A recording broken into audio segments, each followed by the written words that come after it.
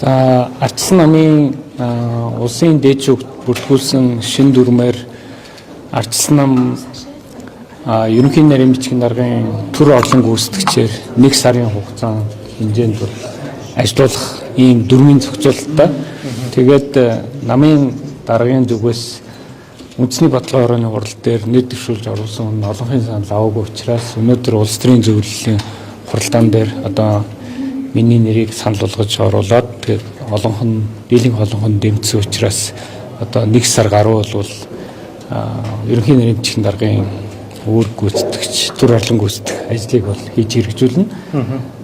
Өмнө нь бол бараг 10-аад жил манай нам одоо албан ёсны бараг ерөнхий нарийн бичгийн даргагүй дандаа үүрэг гүйцэтгэгчтэй байсан. Өмнөх дүрмүүдээр бол үүрэг гүйцэтгэгчийн хугацааг нь тодорхойлоогүй байсан учраас маш урт хугацаагаар үүрэг гүйцэтгэгчээр ажиллаж ирсэн.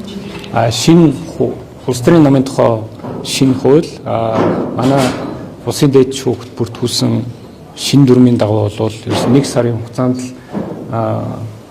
үүрэг гүйцэтгэгч буюу төр орлон гүйцэтгэгч ажиллана. Тэгээд үндэсний бодлогын хорооны хурал бол 5 сарын 15-наас өмнө хуралдаж энэ асуудлаа зохицуулж дуусгана. Дээрээс нь манай нам бол 5 дэд даргатай байна. Тэр 5 дэд даргын асуудлыг бас хэлцэж шийдвэрлэнэ.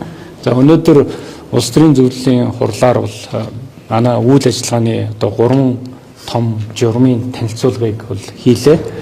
Улс төрийн зөвлөлийн үйл ажиллагааны танилцуулга, за журмын танилцуулга, за мөн манай бодлогын төв байгуулах бодлогын ерөнхий зөвлөлийн үйл ажиллагааны журмын танилцуулга, за хяналтын дээд байгуулах хяналтын ерөнхий хорооны үйл ажиллагааны журмын танилцуулгыг өнөөдөр хэлцээд тус үр дээр нь бол ажлын хэсгүүд гаргалаа.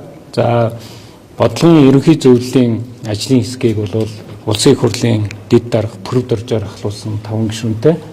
За улс төрийн зөвлөлийн үйл ажиллагааны журмыг улсын их хурлын гишүүн асан Зэ Нарантуяа даргатай бас 5 гишүүнтэй ажлын хэсэг. За хяналтын ерөнхий хорооны үйл ажиллагааны журмын ажлын хэсгийг улсын их хурлын гишүүн төвшнгөөр ахлуулсан 5 хүнтэй ажлын хэсэг бас ажиллахаар болж улс төрийн зөвлөлийн тогтоол батлагдаж гарлаа. За дараагаар нь улсын их хурлын бүлгийн даргын үйл ажиллагаатай холбогдуулж манай намын дарга зөвтгөрөл мэдээлэл хийлээ.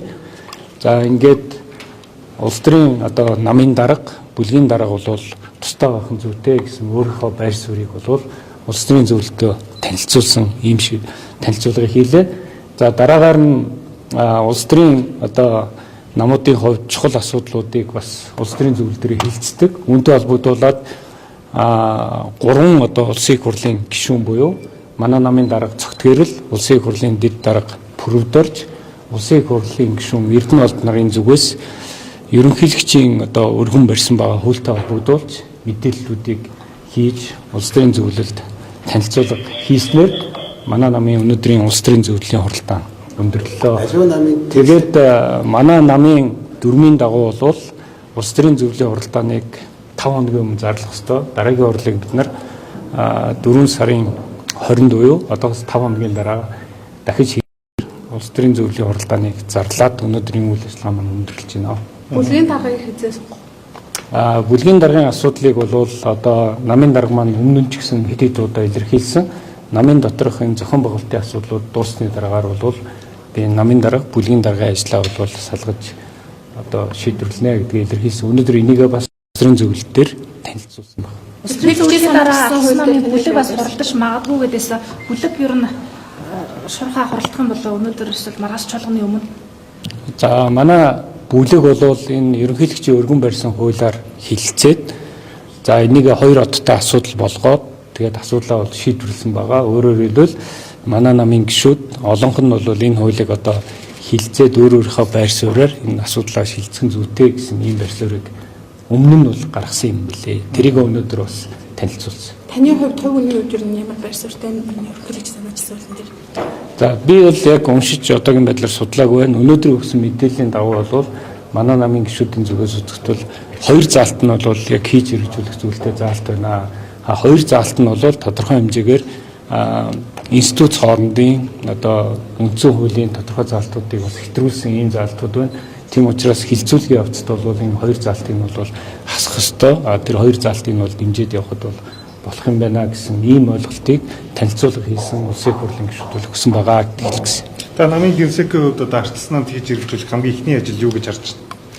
Ер нь бол манайх улс төрийн намын тухай хууль намынхаа шин дүрмийн дагуу бүтэц зохион байгуулалтын ажлуудаа бүгдийг энэ богино хугацаанд хийж дуусгах ёстой.